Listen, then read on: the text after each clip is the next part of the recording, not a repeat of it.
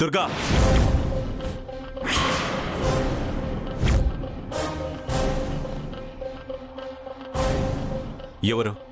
ఎవరు మరబోమని చేసింది? ఎవరు ఆడుకుంది? నన్ను, నా కొడుకుని నీకిష్టం వచ్చినట్టు ఆడుకుంది నువ్వు. ఆడింది ఆట, పాడింది పాటగా సాగించింది నువ్వు. ఇంతకాలం పెత్తనం చెలాయించి తిరుగు లేకుండా సాధించుకున్నావు. ఇవాళ నీ గుట్టు బయటపడేసరికి గద్దర్తనం ప్రదర్శిస్తున్నావా? నిందలు మా మీద వేసి చేతులు దులుపుకుందామని చూస్తున్నావా?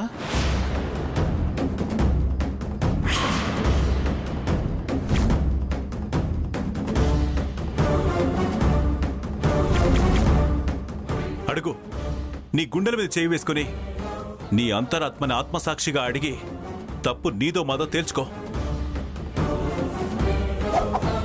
అరే, నీ పథకం ఫలించుంటే ఎంత ఘోరం జరిగిపోయి ఉండదో ఆలోచించు. ఏంటి బావా ఘోరం? మా కూతురుతో పెళ్లి జరగడమేనా? నువ్వు నోరు మూసుకో.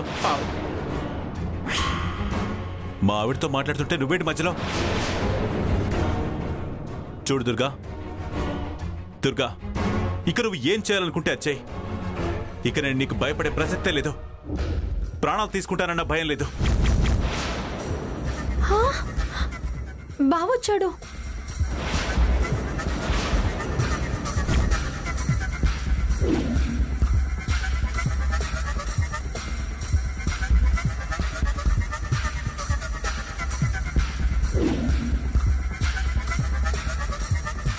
అత్తయ్య, బావ మెళ్ళో దండలు లేవు. అలాగే తులసి కూడా రాలేదు.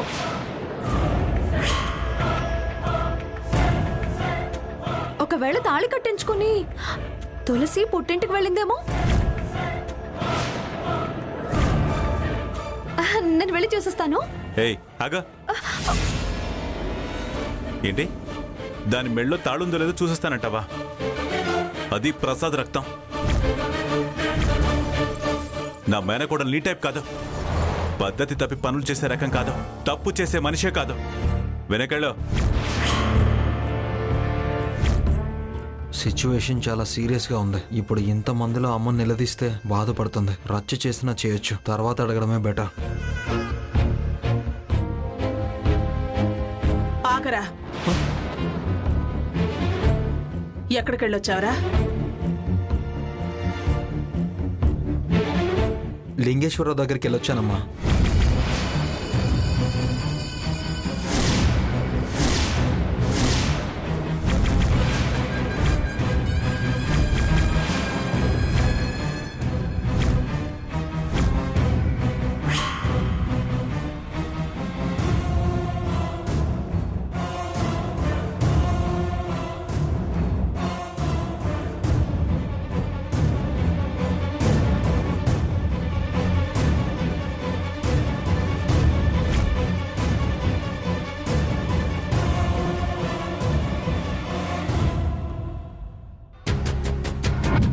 లింగేశ్వరరావు వీడికెలా తెలుసు?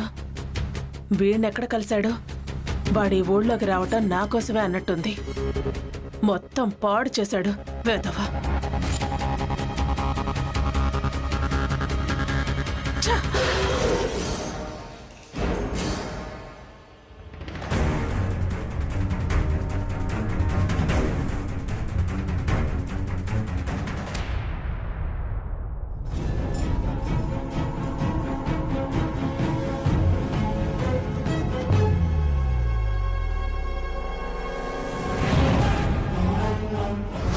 తులసి అనే ఈ అమ్మాయి ఎదురు పడితే, ఎదురు తిరిగితే చంపమని చెప్పిందా? అవునమ్మా.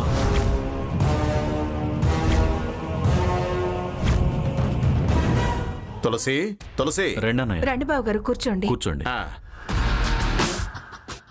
ఏంటి పెదనాన్న?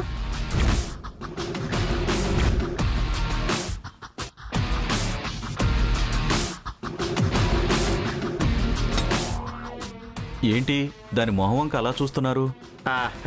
బావగారంటే ఏమనుకున్నాను గాని నిజంగానే తులసి నిప్పు, నికార్సైన బంగారం.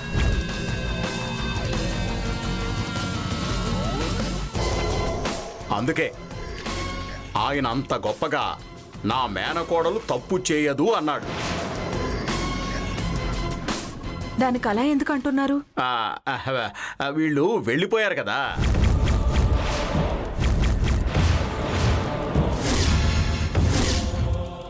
నరసింహ,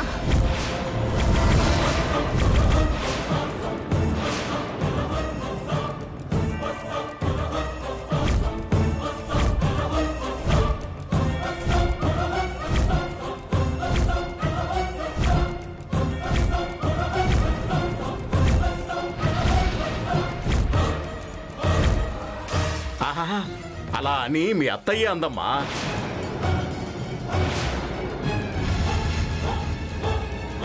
అదే నువ్వు ఆదిత్య కనపడకుండా వెళ్ళారు కదా, అందుకే అలా అంది.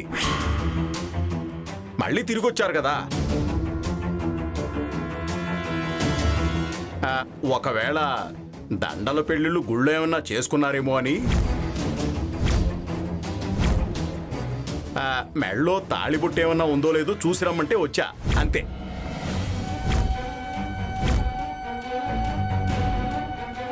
లేదుగా, ఈ మాట ముందే బావగారు అన్నారు కాబట్టే చెప్పా. అక్కడ ముందు అనుమానం రాగానే గుండె ఆగిపోయినంత పని అయిందమ్మా. పిడుగు పడిందేమో అనుకున్నా, వీపు చరుచుకున్నా. వచ్చి ఒకసారి చూశాక కానీ ప్రాణం కుదుటపడ్లా. నా ప్రాణాన్ని, నా కూతురు ప్రాణాన్ని నువ్వే కాపాడాలి తల్లి. పెద్దవాడి అయిపోయావు. లేకపోతే నువ్వు చేసిన అవమానానికి నీ గుండు తీసి చేతిలో పెట్టి పంపించేదాన్ని. వెళ్ళవతలికి. గౌరవం ఇస్తే నిలుపుకోవడం తెలియాలి. అవన్నీ తెలిస్తే మంగళ ఇంటి నుంచి ఎందుకు వస్తారు? ఏంటి మీరనేది? అనవసరంగా ఆశలు పెంచుకోవద్దు అంటున్నాం. ఆశలా? అవును, ఆశలే. ఆదిత్యతో లక్ష్మి పెళ్లి జరగదు.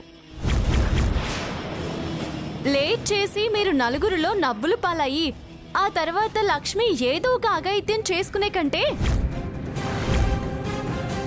ముందుగానే దానికొక మంచి సంబంధం చూసి పెళ్లి చేయి పెద్దనానా. ఏంటి వేరే పెళ్ళా? అక్కడ ఛాలెంజ్ చేసింది దుర్గమ్మ. తనుండగా నా కూతురు పెళ్లి జరగకపోవడం అనేది జరగని పని. నువ్వు నాకు సలహా ఇవ్వడం కాదు, నేనే నీకు సూచిస్తున్నా. నువ్వే వేరే సంబంధం చూసి పెళ్లి చేసుకో. సరే సరే, నేను చెప్పాల్సిందే చెప్పాను పెదనాన్న. నీ కూతురు పెళ్లి దానిష్టం. ఒకవేళ ఆదిత్యతో జరగకపోతే ముందేమో దుర్గమ్మ చచ్చిపోతాను అంది. ఇప్పుడు నువ్వేమో దానికి ఆదిత్యకి పెళ్లి జరగకపోతే దుర్గమ్మ బతుకుండదు అని అంటున్నావు. అంటే మొత్తం మీ ఫ్యామిలీ అంతా దుర్గమ్మ చావే కోరుకుంటున్నారా? నేను అలా అనలేదు. దాని అర్థం అదే అవుతుంది. వద్దు తల్లి, వద్దు. నువ్వు దీన్ని పెద్ద ఇష్యూ చేయొద్దు. అదేంటి, నా పెళ్లి మీకు ఇష్యూ అయిందా? లేకపోతే నా మెడలో తాళి బొట్టు ఉందో లేదో చూడడానికి ఎందుకు వస్తారు? తప్పేనమ్మా, రావడం తప్పే. వస్తాను.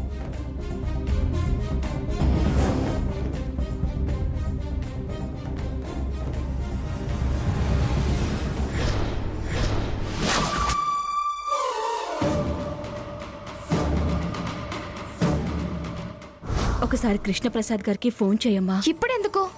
అర్జెంటుగా మాట్లాడాలి. నేను వాడు మీ చెల్లెలి త్యాగం. మా అమ్మ వాళ్ళు మాట్లాడుకునే విషయాల గురించి నీకేమైనా తెలుసా? తెలీదే. పెళ్లి ఆగడానికి వాళ్ళ మాటలకి ఏదో సంబంధం ఉందని నాకు అనిపిస్తోంది.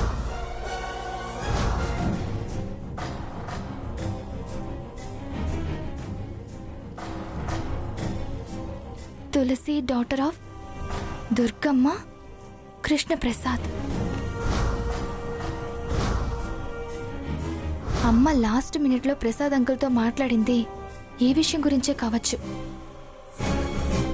వాళ్ళ జన్మ రహస్యం తెలిసిన సాక్ష్యం అమ్మ ఒక్కతే. ఇప్పుడు తను కూడా వెళ్ళిపోయింది. మిగిలింది ఈ dairy, hospital records.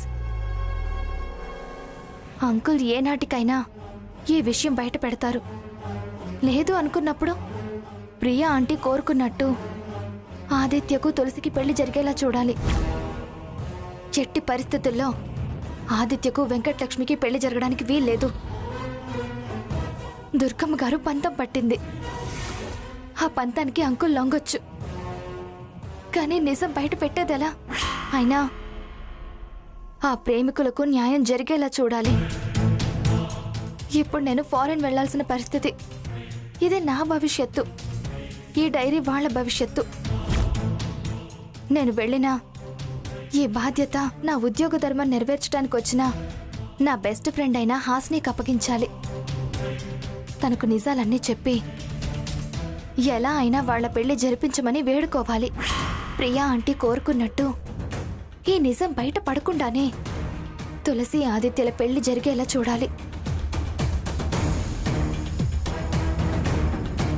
Hello Hasni, నేను అర్జెంటుగా కలవాలి. రండమ్మా. నమస్కారం. నమస్కారం పంతులు గారు. కూర్చోండమ్మా. ముహూర్తాలు చూపించడానికి వచ్చారమ్మా? అవును పంతులు గారు. అసలు ముహూర్తాలు తప్పిపోవడానికి, పెళ్లి ఆగిపోవడానికి కారణం ఏంటి పంతులు గారు? మీరు పని చేయండి అమ్మా. ఈ నవరాత్రుల్లో అమ్మవారిని ప్రతిష్ఠించి దుర్గా నవరాత్రులు చేయండి. అందులో 3వ అవతారం లలితా త్రిపుర సుందరి అవతారానికి నిష్ఠతో లలితా సహస్ర పారాయణం చేయండమ్మా. దాంతో తప్పకుండా మీ కోరిక నెరవేరుతుంది. ఎందుకంటే ఆ మహాతల్లి 5వ అవతారం అయినటువంటి లలితా త్రిపుర సుందరి దేవి త్రిమూర్తుల కంటే ముందు జన్మించింది. ఆవిడే సృష్టి. ఆవిడికి అడ్డు అంటూ ఏమీ ఉండదు.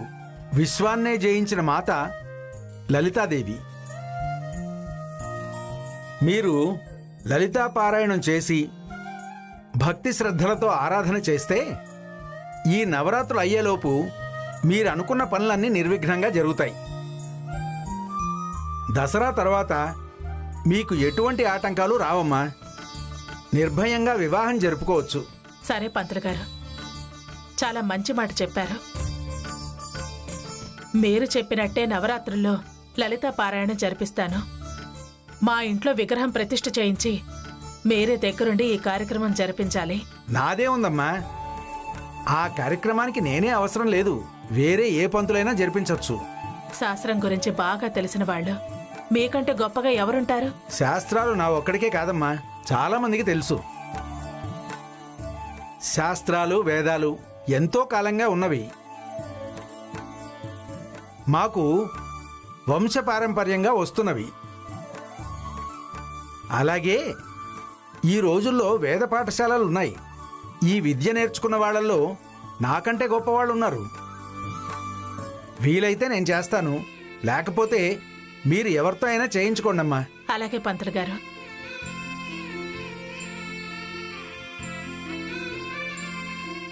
దీర్ఘ సుమంగళీ భవ. వెళ్ళొస్తాను. మంచిదమ్మా.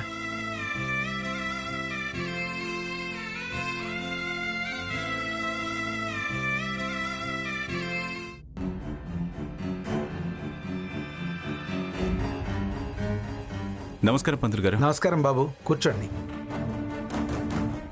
ఏమిటో ఒకరు వెళ్ళడం ఇంకోరు రావడం, ఈ ముహూర్తాలతో నాకు పెద్ద సంభావనే ముట్టేటట్టుంది.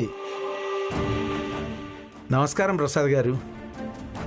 ఇప్పుడే దుర్గ వచ్చి వెళ్ళింది కదా? అవును, ఇప్పుడే వెళ్ళారండి. దేనికి? ఇంకేముందండి, పెళ్లి ముహూర్తం గురించే. మీరేం చెప్పారు?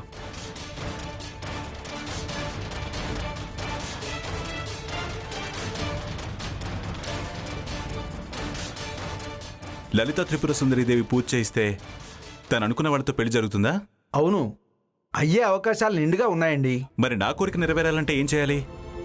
ఆవిడ ఎవరితోనైతే పూజ జరిపిస్తుందో అలాగే మీరు కూడా ఆదిత్య పెళ్ళి ఎవరితో చేయించాలంటే ఆ అమ్మాయితో ఈ నవరాత్రోత్సవాలు జరిపించండి.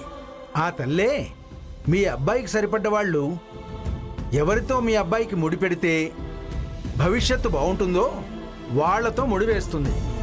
అందుకనే మీరు జరిపించండి. చాలా థ్యాంక్స్ పంతులు గారు. ఈ దక్షిణ ఉంచండి. వెళ్ళొస్తాను. శుభం. పిట్టపోరు పిట్టపోరు పిల్లికి లాభం.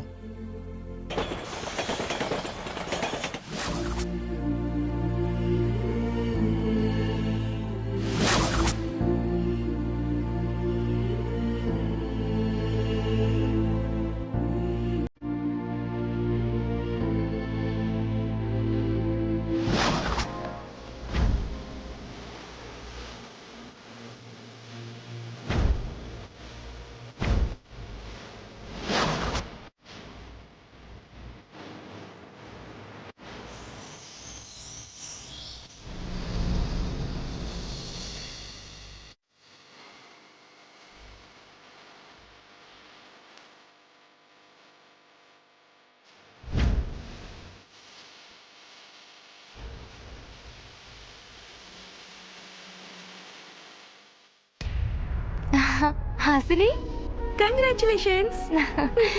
Thank you. Thank you.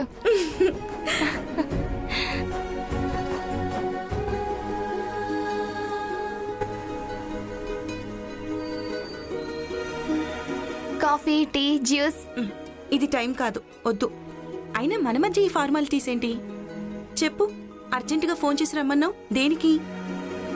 ఏదో పర్సనల్ అన్నావు. ఎస్, పర్సనలే. అది చాలా కాన్ఫిడెన్షియల్. ఏంటిది?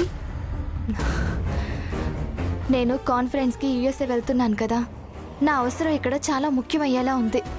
ఏ విషయంలో? ఆదిత్య తులసిల పెళ్లి విషయంలో.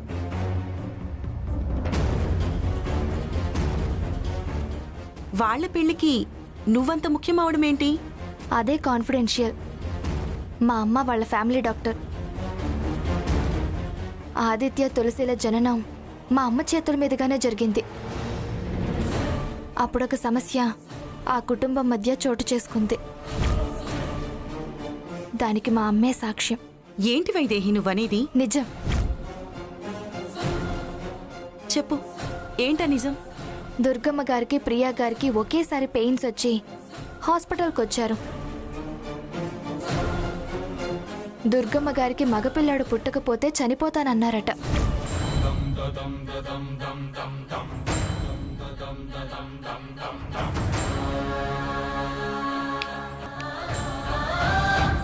మన బిడ్డ వాళ్ళ బిడ్డై వాళ్ళని బ్రతికిస్తే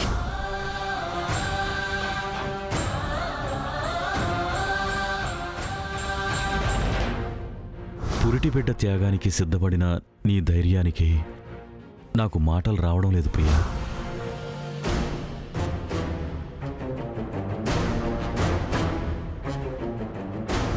ప్రాణాలు కాపాడడం కోసం ఇది మన మధ్య బ్రహ్మరహస్యంగా ఉండిపోవాలి. ప్రాణదానం చేస్తున్న మీకు నేను ద్రోహం చేయనండి.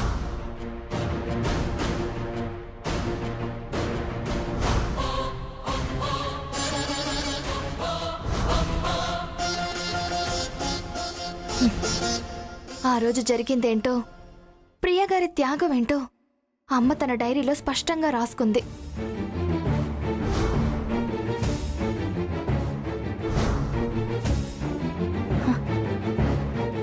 ఈ డైరీ ఒక్కటే కాదు, హాస్పిటల్ బర్త్ రిజిస్టర్లో కూడా ఈ నిజం రాసుంది.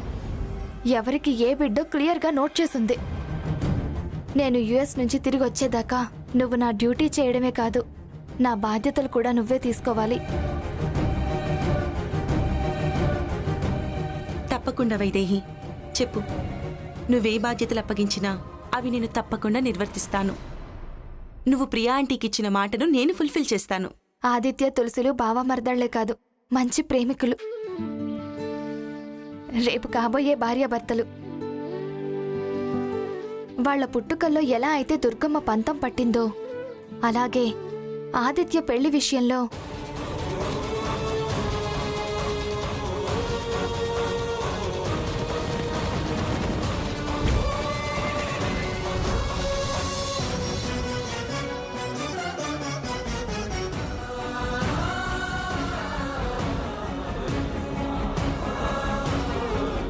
నేను తిరిగి వచ్చేలోపు ఒకవేళ ఆదిత్య పెళ్లి వెంకటలక్ష్మితో జరిగే పరిస్థితి వస్తే నువ్వు నిజానిజాలు బయట పెట్టకుండా ఆ పెళ్ళి ఆపి ఆదిత్య తులసిల పెళ్లి జరిగేలా చూడాలి. తప్పకుండా చేస్తాను వైదేహి. నువ్వేం వర్రీ అవ్వకు. నిశ్చింతగా నువ్వు వెళ్ళిరా. డైరీ జాగ్రత్త. అలాగే హాస్పిటల్ రిజిస్టర్ కూడా ఫోటోలు తీసి జాగ్రత్త పరచు. అలాగే. ఈ డైరీని నాకిచ్చావు. దీన్ని నా ప్రాణప్రదంగా చూసుకుంటాను. ఓకేనా? ఓకే, చాలా థ్యాంక్స్. అదే వద్దు, థ్యాంక్స్ చెప్పి నన్ను వేరు చేయొద్దు. అలాగే.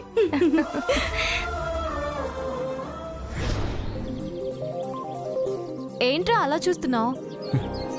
ఇలా చూసుకోవడం తప్పితే మనం ఇద్దరం భార్యాభర్తలం అయ్యే అవకాశం ఉందో లేదో నాకు తెలియట్లేదే.